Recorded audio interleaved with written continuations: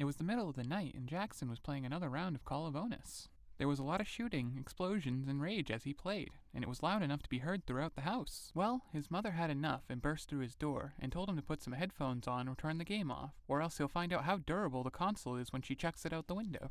Jackson groaned but muted his monitor, which only made things worse. He couldn't hear anything, which meant he was getting ambushed and killed even more. After a dozen quick losses, he rage quit and went to bed. He would have normally just put some earbuds in, but he broke them the previous night when he lost his cool, ripped them out of his ears, and tossed them at a wall.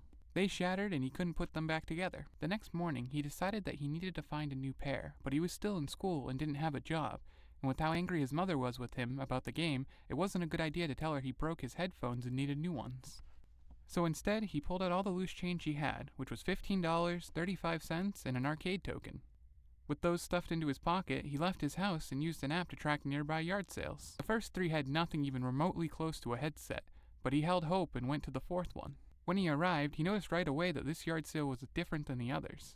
There was a very sad-looking couple, along with a portrait of a girl the same age as Jackson. It turned out to be a yard sale trying to help the couple earn enough money to do something special for their daughter, who passed away when a drunk driver blew through their house at 100 miles an hour and hit her. Jackson remembered hearing about that on the news. Apparently, she was a massive gamer and was streaming at the time she was hit. She survived the initial hit, but spent a week in agony in the hospital before passing away. It was truly a sad story, one that could make anyone feel for her and her parents, anyone except Jackson, who just smiled knowing since she was a gamer, she'd surely have a couple of headsets. He also knew they'd be worth more than she had, so he had to come up with a bit of a scheme. So he pulled up his phone and found the girl's Twitch channel and glimpsed through her clips to learn a bit about her. Once he knew enough, he walked over to the parents and offered his condolences. They thanked him and asked him if he knew Halo. He shook his head and told them no, but then told them that he'd been following her since she had fewer than 10 followers. He then mentioned some of her most watched clips to act as though he was there the whole time. He even managed to get a single tear to flow from his eye as he told them he looked up to her and wanted to be as brave and awesome as she was. The mother suddenly started tearing up and hugged Jackson, thanking him for being there for her, even if it was from a distance. Jackson hugged her back and told her that he'd miss Halo. Once the mother let go of him, he pulled out the money he had in his pocket. He told them it wasn't much, but he wanted to give it to them so they could do something nice for her. The mother thanked him and then asked him if there was something he wanted, even telling him it didn't matter if it was expensive, as she wanted Halo's stuff to go to someone who loved her. There was no way he was going to actually ask for something super expensive like her computer, as that would make him look horrible, and he came here with a mission and he was going to see it through. He asked them if they still had the gaming headset Halo always used in her videos. It was pink, but it was also actually super high quality, and while not as expensive as a computer, it was still worth a couple $100. The father said they did, and that it was Halo's favorite, so they didn't plan to sell it, but he agreed with his wife and thought that giving it to one of her fans was something Halo would have wanted, so he went and got it. He came back and slowly placed it in Jackson's hands. He then asked him to take good care of it, and when he used it, to think of Halo. Jackson said he would, and thanked them for a piece of Halo so that he could remember her by.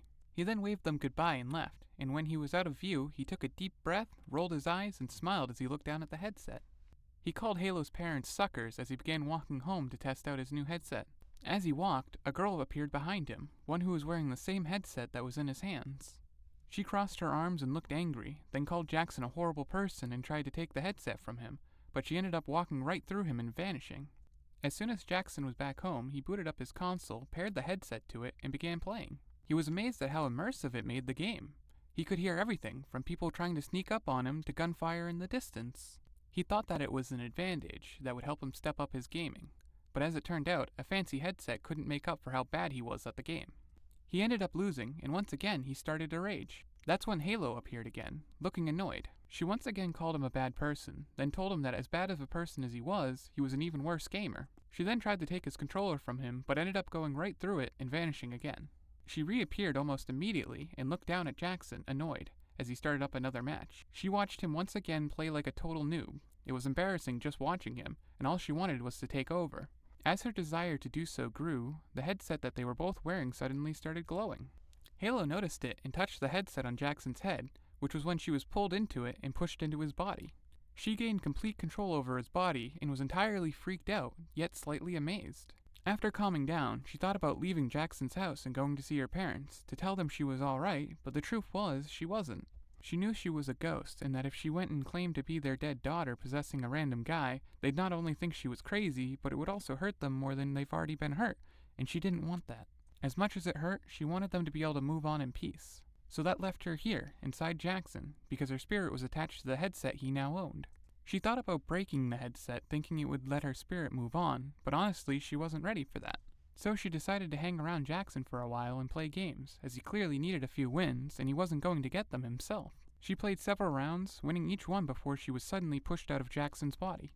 As she stood next to him, she was worried he'd know she had taken over him, but he seemed completely unaware. Not only that, but she noticed something interesting. Jackson started playing just as well as her, like he had learned from her, or like she imprinted part of herself on him. She smiled as a devious thought entered her mind. She watched him play for a bit, waiting for the headset to start glowing again. As soon as it did, she hopped back into his body and took control of it. She immediately dropped the controller and ran to the bathroom. She lifted the seat up and sat down to use it, just like she would have in her body since she was a girl. Once she was done, she used a piece of toilet paper to wipe herself clean, then ran into Jackson's mother's room. Halo sat down and started dolling up Jackson's face, doing everything she could to make it look as feminine as possible, all while she laughed and felt great about what she was doing. Once she was done, she smiled, struck a pose, and called herself a cute girl. She then removed all the makeup and grabbed a few things like mascara, eyeliner, lipstick, and eyeshadow, and returned to Jackson's room. She set up all the makeup on his dresser, then sat down in front of the television. She then released control of Jackson and stood next to him, watching as he looked at the television confused. He didn't do anything at first, which made Halo think it didn't work, but after shrugging off the strange feeling he had, he went to the bathroom. Just as she hoped, Jackson sat down to use it. Halo was giggling to herself as Jackson walked back into his room and noticed all the makeup on his dresser.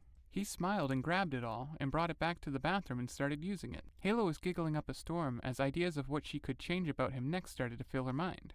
Jackson had no idea she was there, nor any idea that she was changing him, but by the time she was done, he wouldn't be an angry guy who raged at video games anymore. Hey everyone, Riley here. I hope you liked that story. If you did, please consider leaving a like. It would mean a lot to me. You could also check out my Patreon page, where I release written versions of all my stories. It also helps support my work. The link should be in the description, or somewhere. Oh gosh, I sure hope it didn't leave again.